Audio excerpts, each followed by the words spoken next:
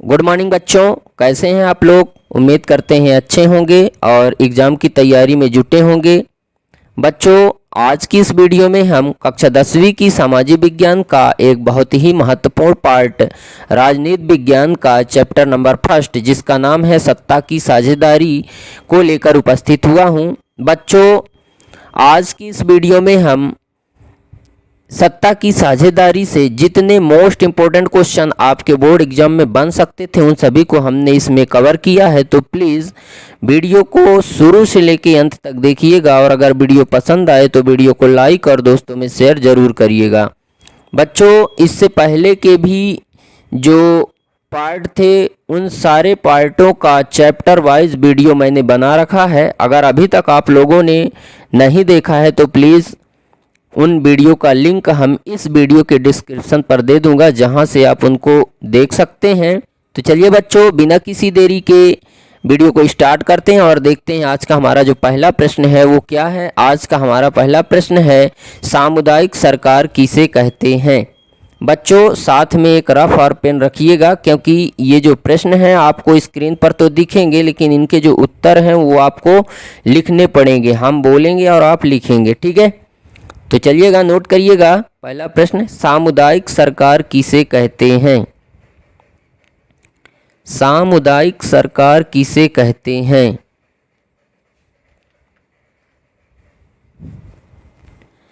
बच्चों, सामुदायिक सरकार क्या है कि यह ऐसी सरकार होती है जो किसी एक समुदाय के लिए बनी होती है, ठीक है।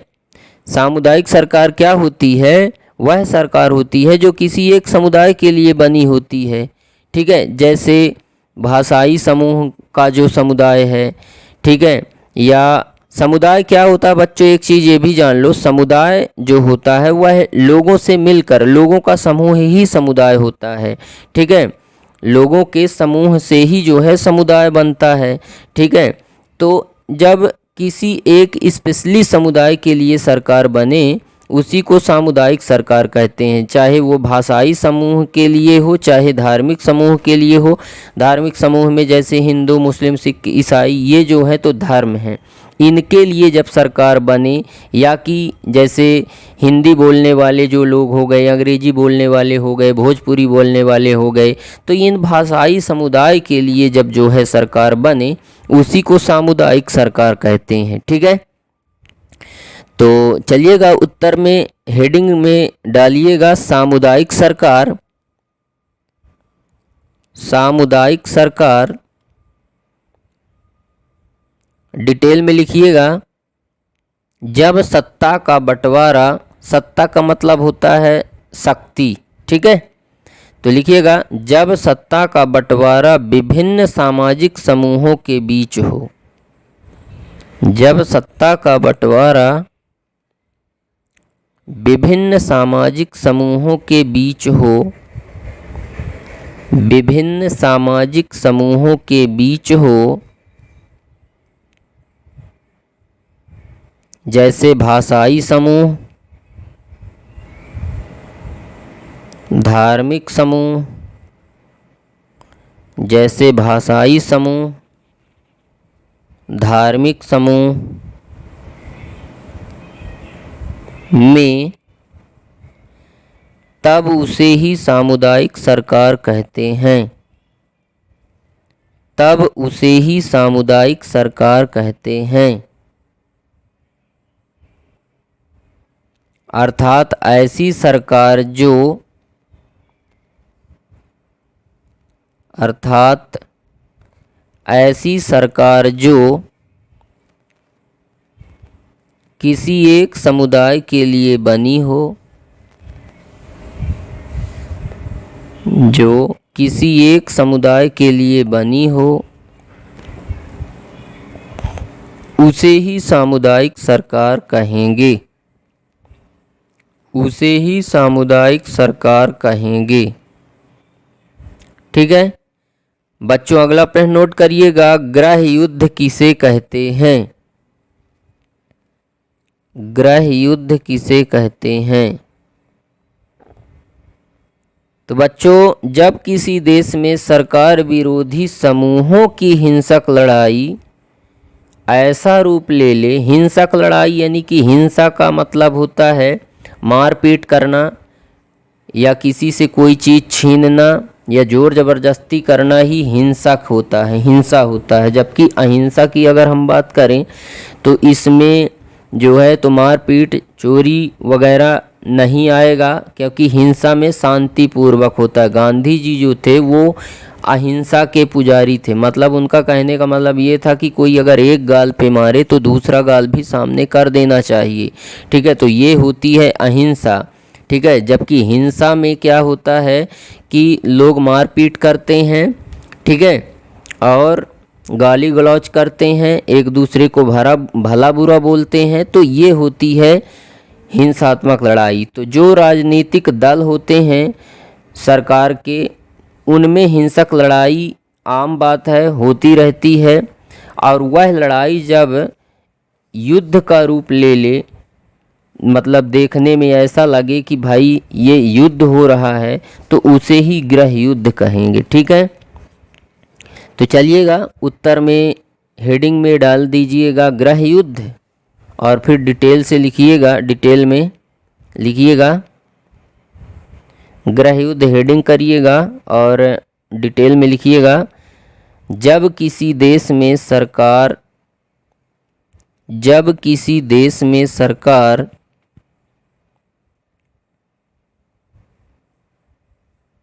विरोधी समूहों की हिंसक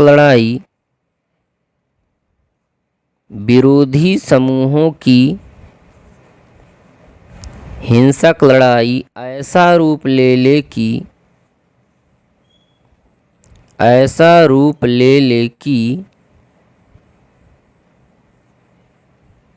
वह युद्ध जैसा लगने लगे, ऐसा रूप ले ले कि वह युद्ध जैसा लगने लगे, तब उसे ही गृह युद्ध कहेंगे, तब उसे ही गृह युद्ध कहेंगे। ठीक है बच्चों, अगला पॉइंट नोट करिएगा, बहुसंख्यकवाद क्या है। बहुसंख्यकवाद क्या है? तो बच्चों, जिसकी संख्या अधिक होगी वही बहुसंख्यकवाद है। जैसे श्रीलंका में सिंघली समुदाय जो है, सिंघली लोगों की संख्या अधिक है तो वही है बहुसंख्यक, और तमिलों की जो है तो बहुत कम संख्या है। ठीक है, श्रीलंका में तो वो हैं अल्पसंख्यक। तो बहुसंख्यक और अल्पसंख्यक में यही अंतर है। बहुसंख्यक यानी जिनकी संख्या अधिक हो और अल्पसंख्यक यानी जिनकी संख्या कम हो। ठीक है, तो चलिएगा लिखिएगा, बहुसंख्यकवाद का मतलब है, बहुसंख्यकवाद का मतलब है, उत्तर में हेडिंग डालिएगा बहुसंख्यकवाद, फिर लिखिएगा बहुसंख्यकवाद का मतलब है, बहुसंख्यकवाद का मतलब है जिनकी संख्या अधिक हो, जिनकी संख्या अधिक हो। अतः बहुसंख्यकवाद वह व्यवस्था है, अतः बहुसंख्यकवाद वह व्यवस्था है जिसमें देश में रहने वाला, जिसमें देश में रहने वाला बहुसंख्यक समुदाय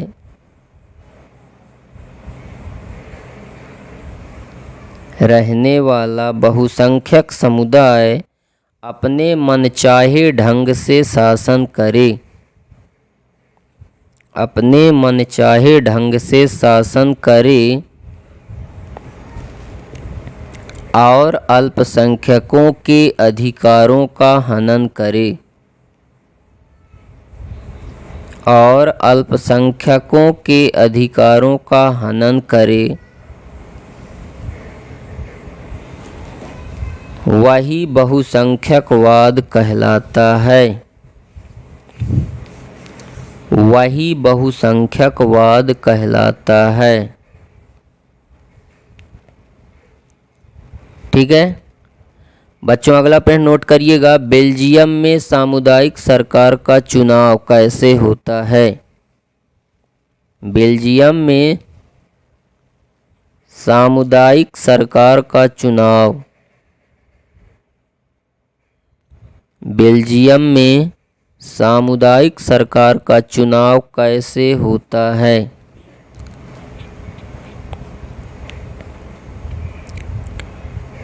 तो बच्चों, बेल्जियम में सामुदायिक सरकार का चुनाव एक ही भाषा बोलने वाले समुदाय के लोग करते हैं। अब चाहे वह तमिल वाले हों, चाहे वह डच, चाहे वह फ्रेंच वाले हों, ठीक है, फ्रेंच भाषा वाले हों, चाहे डच भाषा वाले हों, कोई भी हो सकता है, परंतु सरकार बनाएंगे एक ही भाषा बोलने वाले समुदाय के लोग।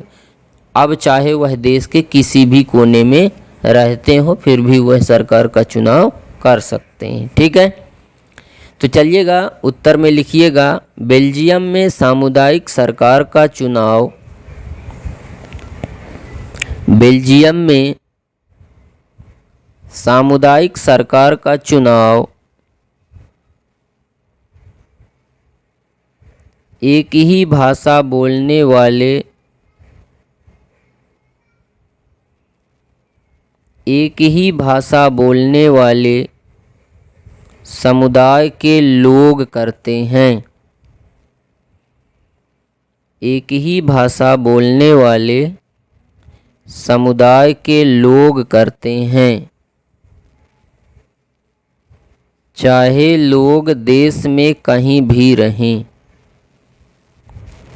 चाहे लोग देश में कहीं भी रहें, सरकार का चुनाव कर सकते हैं।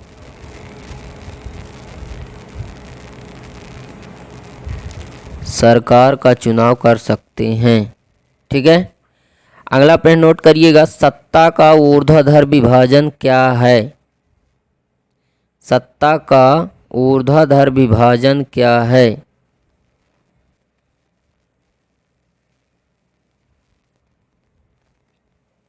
बच्चों, इस व्यवस्था में सरकार के जो अंग होते हैं उनमें जब शक्ति का बंटवारा हो वही सत्ता का क्षैतिज विभाजन कहलाता है। ठीक है, मतलब सरकार के अंग जैसे कि विधायिका, कार्यपालिका,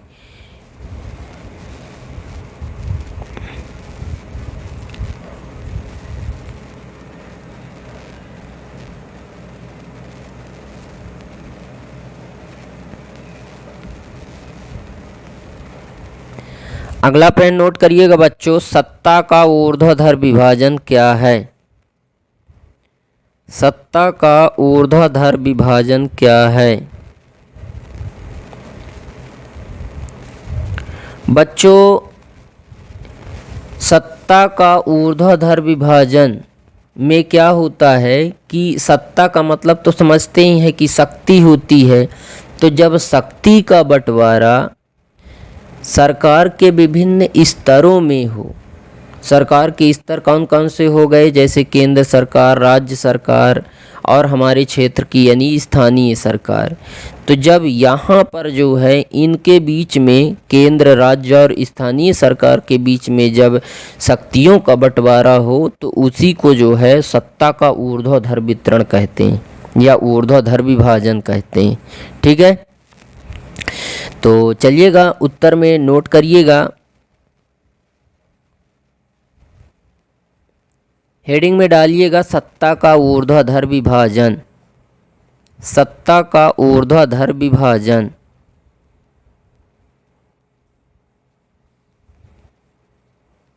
सत्ता का ऊर्ध्वाधर विभाजन डिटेल में लिखिएगा। इस व्यवस्था में सत्ता का बंटवारा,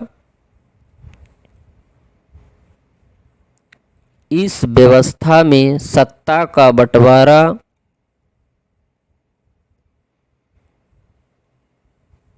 सरकार के विभिन्न स्तरों, सत्ता का बंटवारा सरकार के विभिन्न स्तरों जैसे केंद्र सरकार, राज्य सरकार और स्थानीय सरकार के बीच होता है। केंद्र सरकार, राज्य सरकार और स्थानीय सरकार के बीच होता है, तो इसे ही सत्ता का ऊर्ध्वाधर विभाजन कहेंगे। तो इसे ही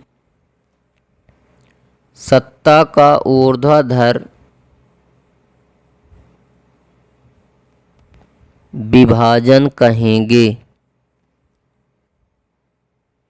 ठीक है, अगला प्रश्न नोट करिएगा बच्चों, सत्ता का क्षैतिज विभाजन क्या है?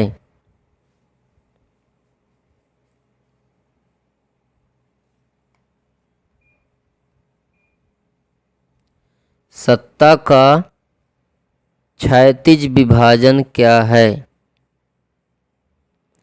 बच्चों, इस व्यवस्था में क्या होता है कि जो शक्तियों का बंटवारा है वह सरकार के विभिन्न अंगों के बीच होता है।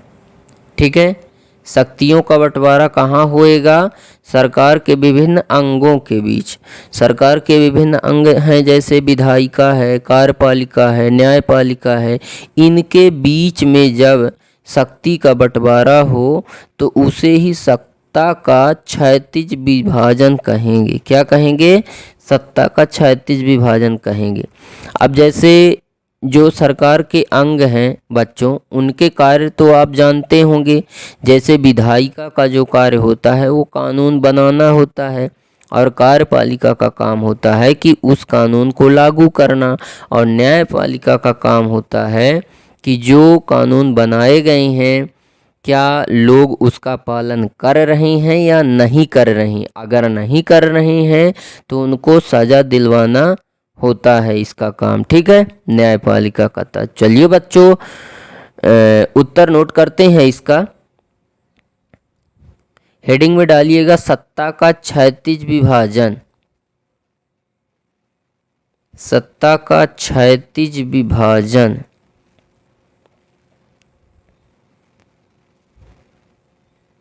अब इसमें डिटेल करिएगा। इस व्यवस्था में सत्ता का बंटवारा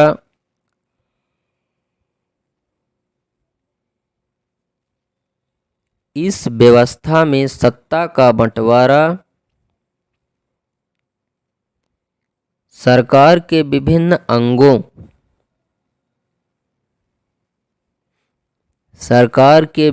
अंगों जैसे विधायिका,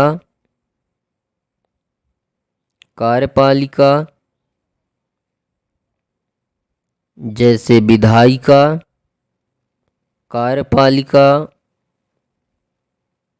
तथा न्यायपालिका के बीच होता है।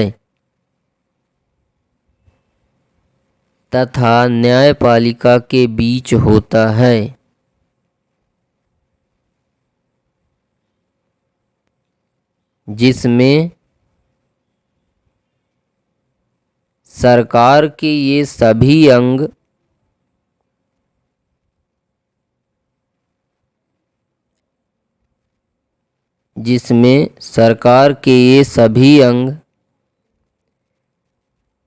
एक ही स्तर पर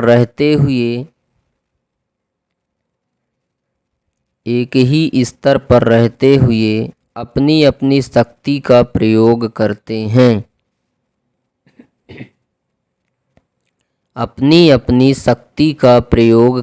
हैं। इसे ही सत्ता का क्षैतिज विभाजन कहेंगे।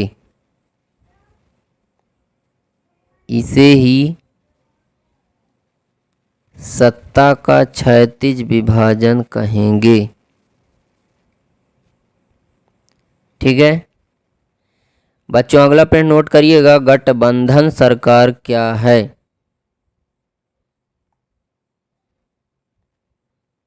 गठबंधन सरकार क्या है?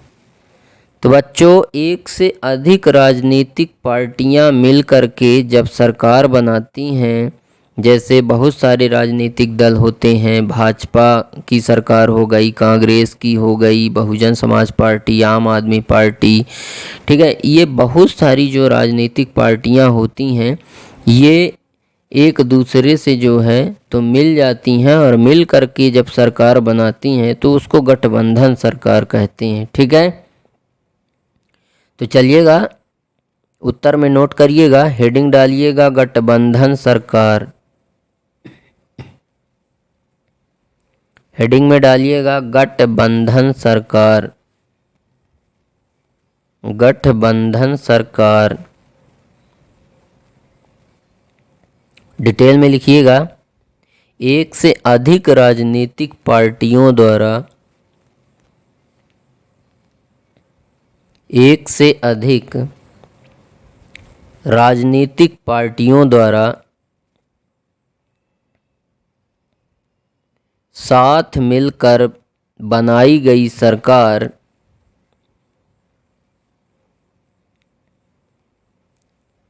पार्टियों द्वारा साथ मिलकर बनाई गई सरकार गठबंधन सरकार कहलाती है। गठबंधन सरकार कहलाती है।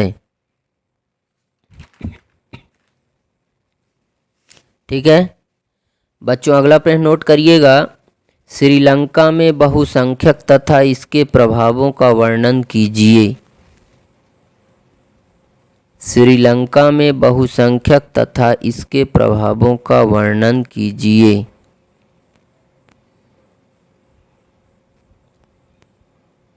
इसके प्रभावों का वर्णन कीजिए।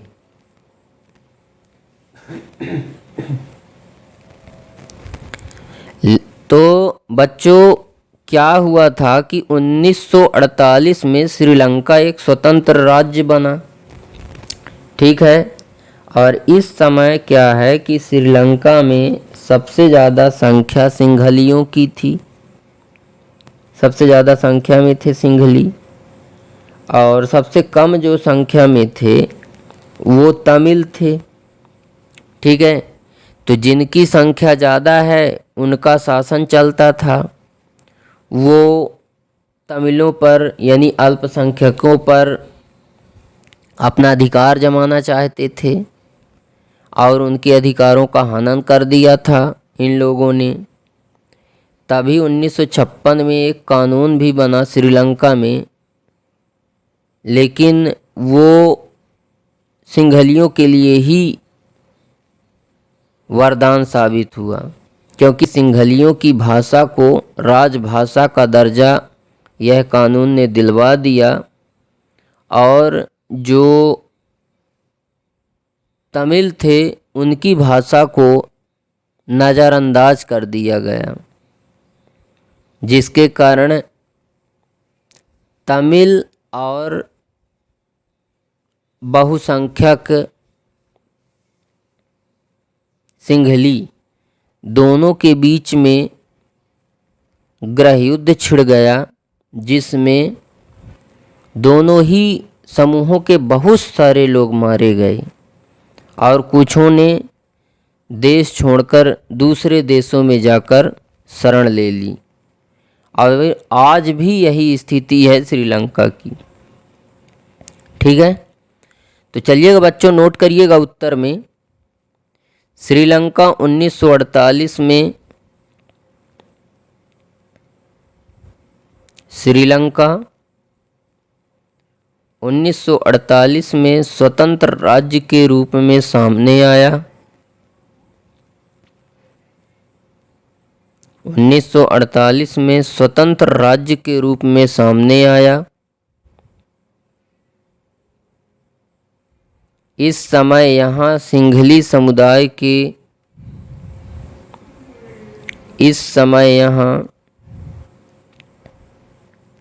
सिंहली समुदाय के लोगों की संख्या अधिक थी। सिंघली समुदाय के लोगों की संख्या अधिक थी।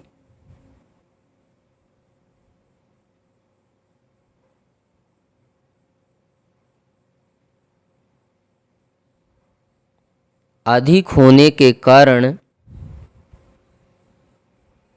इनका ही शासन चलता था। अधिक होने के कारण इनका ही शासन चलता था। ये अल्पसंख्यकों को दबाना, उनकी उपेक्षा करना शुरू कर दिया था।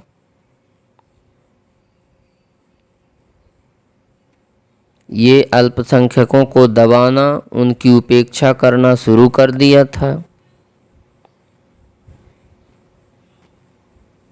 तभी 1956 में श्रीलंका में एक कानून बना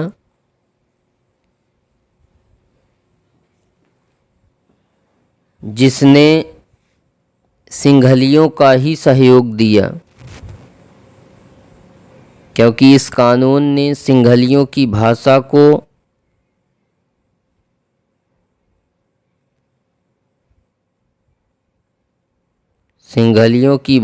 को राजभाषा का दर्जा दे दिया था।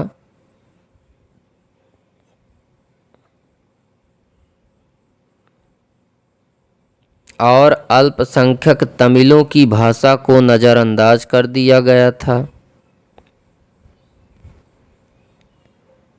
अल्पसंख्यक तमिलों की भाषा को नज़रअंदाज कर दिया गया था।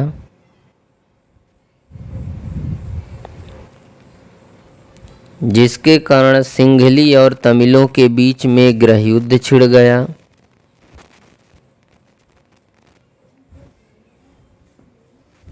गृह युद्ध छिड़ गया जिसमें बहुत सारे लोग मारे गए।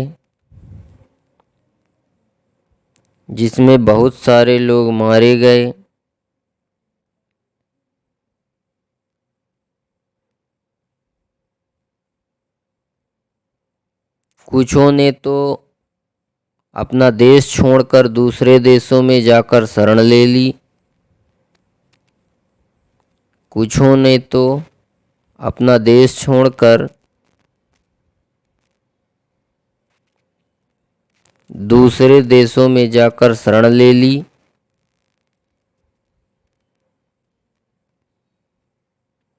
श्रीलंका में आज भी यही स्थिति जारी है और सिंघलियों की संख्या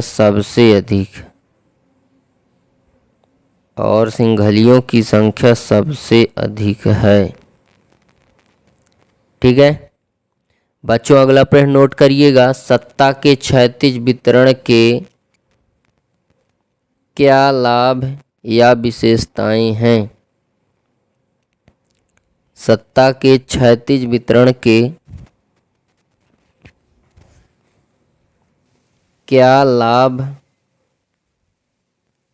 या विशेषताएं हैं?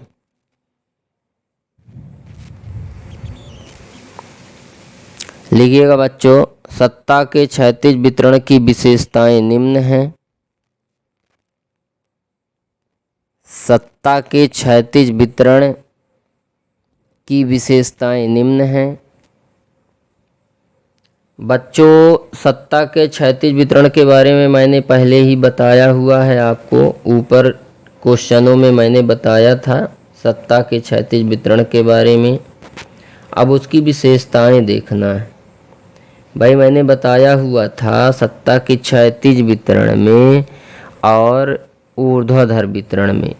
क्षैतिज वितरण, ऊर्ध्वाधर वितरण में क्या होता है कि सत्ता का बंटवारा कहाँ पे होता है?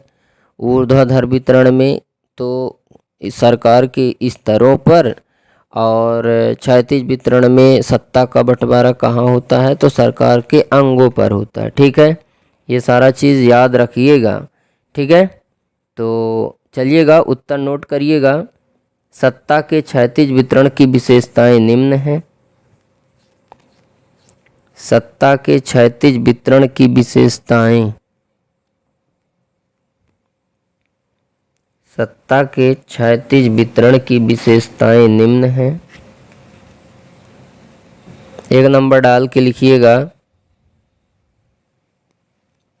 सरकार के विभिन्न अंगों में सत्ता का बंटवारा। सरकार के विभिन्न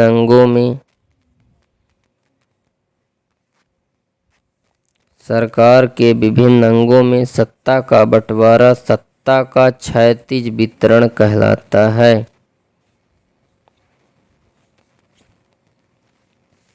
सत्ता का क्षैतिज वितरण कहलाता है।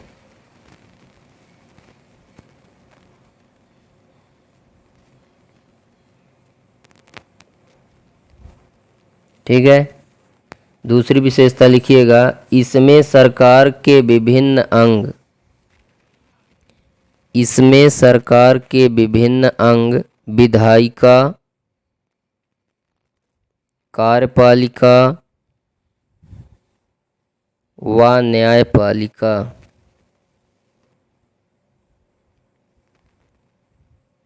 एक ही स्तर पर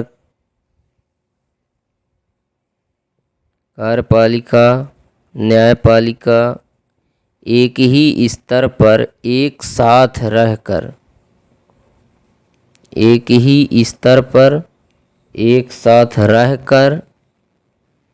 अपनी शक्ति का प्रयोग करते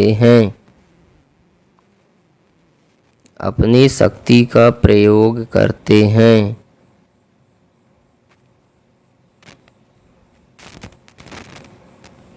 ठीक है बच्चों, अगला प्रश्न नोट करिएगा, सत्ता की साझेदारी क्यों जरूरी है? सत्ता की साझेदारी क्यों जरूरी है? तो बच्चों, सत्ता की साझेदारी हमें निम्न कारणों से ज़रूरी होती है।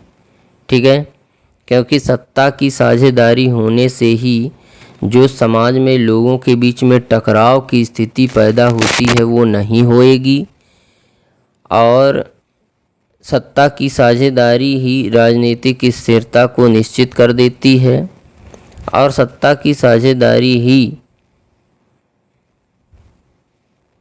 बहुसंख्यकों को अल्पसंख्यकों का शोषण करने से रोकती है।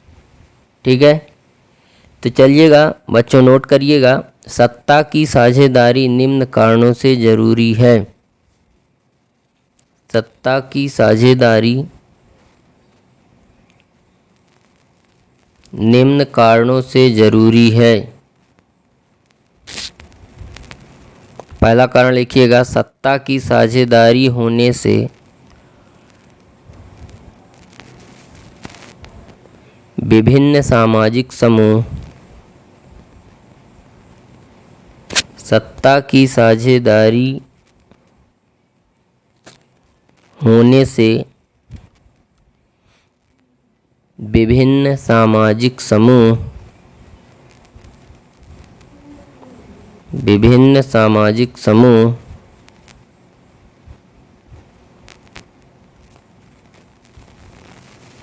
के बीच टकराव की संभावना कम हो जाती है।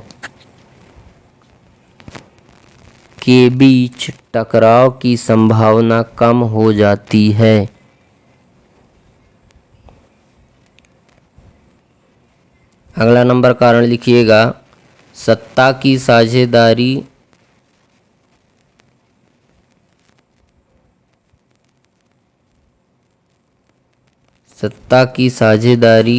राजनीति स्थिरता को सुनिश्चित कर देती है।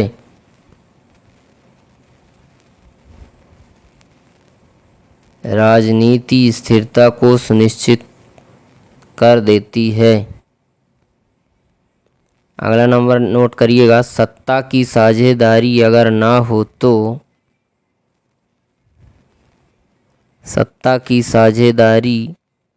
अगर ना हो तो बहुसंख्यक अल्पसंख्यकों